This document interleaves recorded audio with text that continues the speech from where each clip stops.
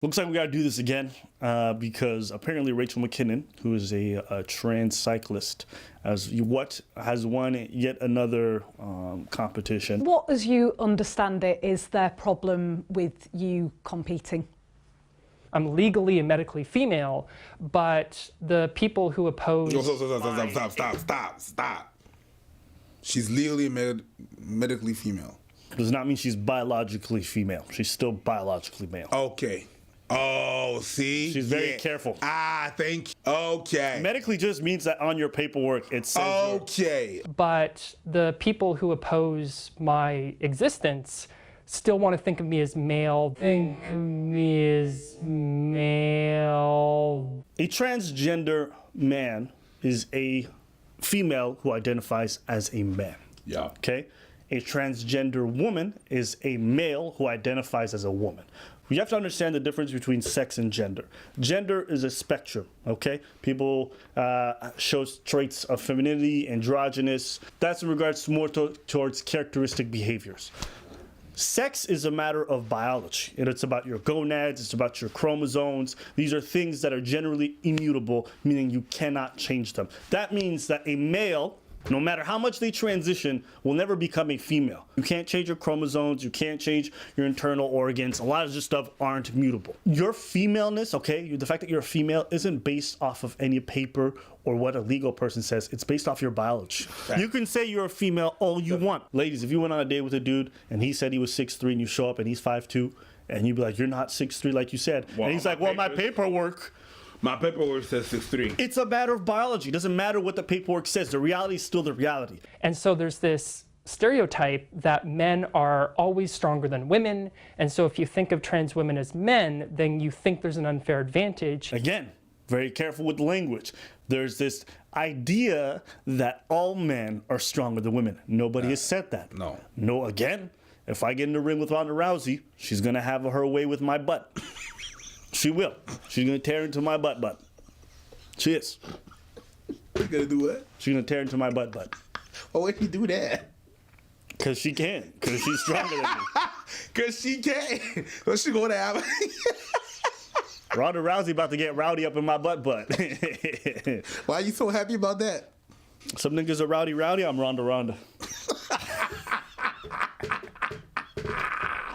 I'm pretty sure some motherfuckers are going to hear that. It's going to be a Rousey. Oh, wash. I hate myself for that. So this idea that trans athletes feel like it's fair for them to compete, that there's no biological difference. And so I said, cool. But I also have a question. Why is it always transgender females who are always winning and breaking these records? Why isn't it men? So here, we have this article from Pink News that says 10 transgender athletes explain why it's fair to compete. So first up, we have Rachel Mckinnon, a two-time world champion trans cyclist. She's been competing against women. Let's go to the next person. Transgender triathlete Chris Mosier. He is a transgender man, meaning he was born a female, transitioned to man. He has won absolutely nothing. So that's 1 for women, 0 for men.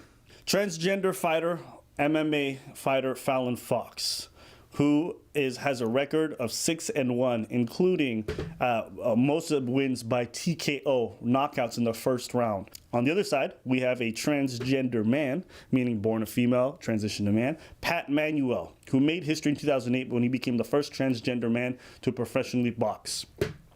What's his record? 1-0. He's only had one fight. Who did he fight? A fighter who was 0-7, never won a fight. Laurel Hubbard, who has won a few gold medals and beaten competitions as well as competed in the Commonwealth Games. She's broken records. Of course. And then we have transgender swimmer Bailar. He's a transgender male, meaning born a female, transitioned to man. Was a winner up until 2012, transitioned, and then never won anything ever again. Then we have transgender wrestler Mac Beggs, who was born a female, transitioned to man, and he has won the high school state wrestling championship in 2017, 2018. So this is the first transgender man who's won something at a high level. Only problem is he's competing against women while on testosterone. So you have a biological female on testosterone competing against women and annihilated the competition. Even when they make their own articles, have their best examples of biological female competing against biological males, they never win anything. They never compete at the highest level. They never show out in a real way. But notice that all the biological males who transition and compete against females are win. breaking records. So if this is so fair, how come there aren't more transgender men winning? Because it's not. That's the answer. Because it's not. The answer is because it's not. Sport as a human right, just explain what that means for you. We care about the Olympics. We care about sport. It is central to society.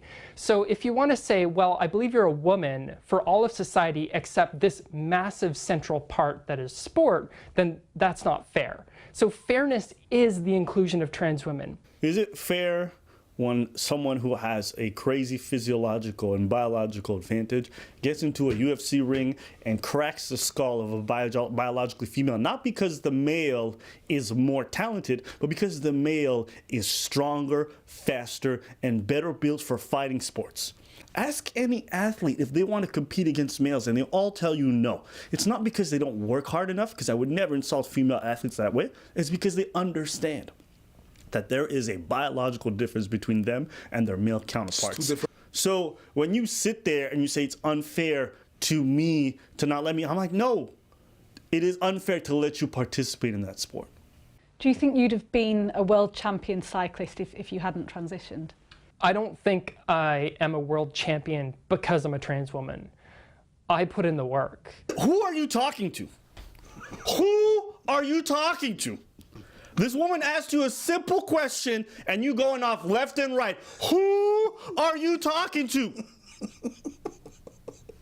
What's wrong, bro? You good? You like that? Yeah, it looked like me. Yeah. I'm sorry. I was like, oh shit, that's me. Hey, you inspired me. Don't it feel good though? Do it again. Who are you talking to? Telling me to feel it again. Who are you talking to? Put your hands in this shit. It's more in the shoulders. Who are you talking to? This girl's bugging, yo. Yeah, man, she's bugging, but she's not answering the question. You can admit the fact that you work hard and also admit the fact that you have a huge advantage because you're a male. Yeah, you still, both of those things can be true. and you can still, yeah, you can still work hard. And again, we have to remember, I lose most of my races. I've lost against the specific cis women complaining about me being unfair. Yes, you, a regular male who trains hard, lost against the top level athlete females. It's because you're not that good. Because if you were, you'd compete against males and you would get destroyed. The men's 100-metre record is 9.58 seconds. The women's is 10.49 seconds. There is an undisputable advantage for men in sport, isn't there? We talk about men being faster than women. We have to be very careful what we're talking about. So the example you gave was at the In speed and strength sports, they have a 10%, 12% advantage in most scientific opinions. At the elite level, right? Which is what you compete at, you goddamn goober. Who are you talking to? Did you not just win a competition and a gold medal? Who are you talking to? Who are you talking to? At the highest level. Yes, where you compete. You mad, man. What's wrong, bro? She's out here trying to, pretend she's righteous when you are being disingenuous. Yeah. So when we look at the very best athletes in men and women, you see this roughly 10 to 12% gap. But if we're talking about like the average man, that's not true. But when we're talking about the IOC, we're talking about the elite level, aren't we? Of course. If you look within a single sex event, the difference between first and eighth is very large. And the difference between first and first between sexes is often smaller than the difference between first and eighth within a sex. What are you talking about? What are you saying? How does that even? That's not even a point. And no, the top man and the top woman, there's a gap. There's a huge gap. Even the eighth man and the first one. There's a reason why Serena Williams lost to the 200th ranked man. It's not because Serena Williams doesn't work hard or she's superly talented or she isn't the best at her sport. It's because men just have a physical advantage. It's a different sport. Period. Men's tennis and women's tennis are completely almost two separate sports. So I'm like, if I were to play Andy Murray, I would lose 6-0, 6-0 in 5 to 6 minutes, maybe 10 minutes, because it's true. It's true. It's a completely different sport. The men are a lot faster, and they serve harder, they hit harder. It's just a different game, and I love to play women's tennis, and I only want to play girls because I don't want to be embarrassed. I would not do the tour.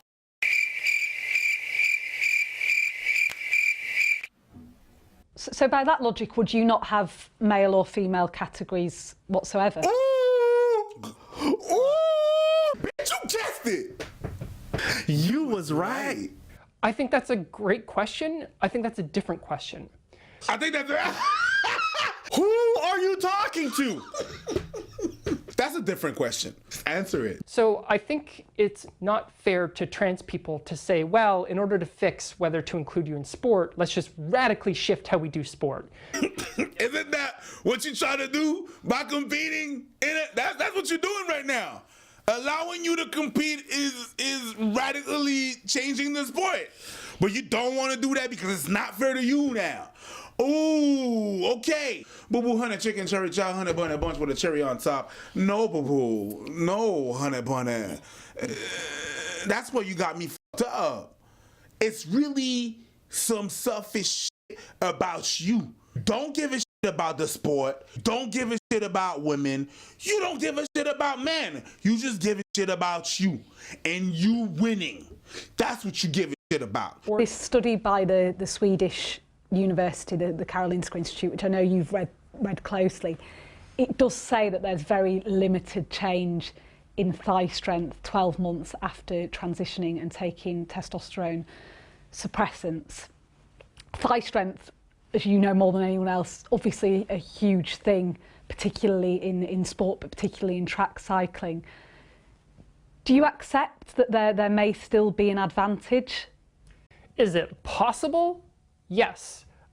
However, the range of body sizes and strength levels within a sport, you can be successful with massively different body compositions, even within my sport. So again, a British example would be Victoria Pendleton. Teeny tiny skinny legs, best in the world. The exception proves the rule. If I look at NBA players and I look at the average height of some of the best NBA players, they're pretty much all over 6'7". Every single one of them. The top 10, all of them over 6'7". Now, have there been 6 feet tall NBA players who've excelled and done extremely well? Of course, but they are a small minority. I would not look at them and say, hey guys, that's the norm. Height is not important. We can all, of course it's important. There's a reason why NBA scouts, when they look for players above a certain size, a certain weight, because these things have a huge impact on how skilled and how good you can be at the NBA level. For her to sit there and to make this argument. Is it more important that trans women feel that they're included than to maintain a category within sport? I think you're asking me, is like trans women inclusion more important than fairness in sport? But again, my point is that trans inclusion is fairness. It is unfair to exclude legal and medical women, trans women, from women's sport or part of society. So this is much bigger than sport in that it's the proxy for all of trans inclusion in society.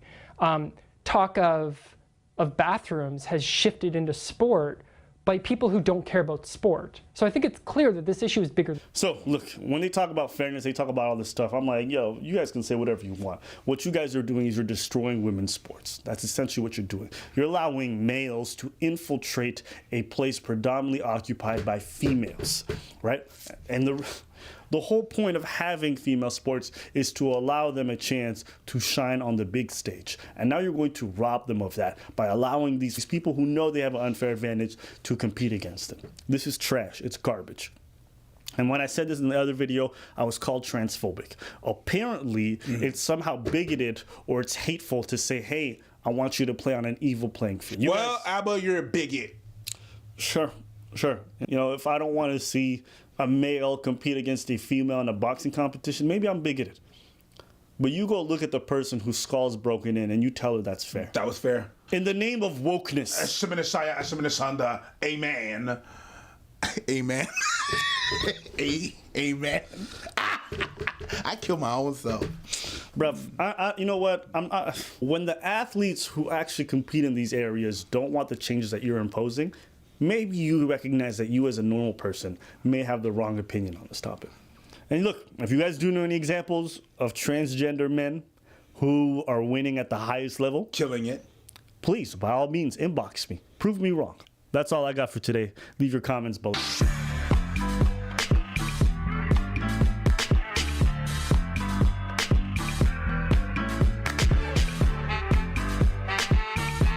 Was to transition at a master's level. If he was to take testosterone suppressants for 12 months and then compete at a master's level against Victoria Pendleton, he would beat Victoria Pendleton. Would he? She would beat Victoria Pendleton.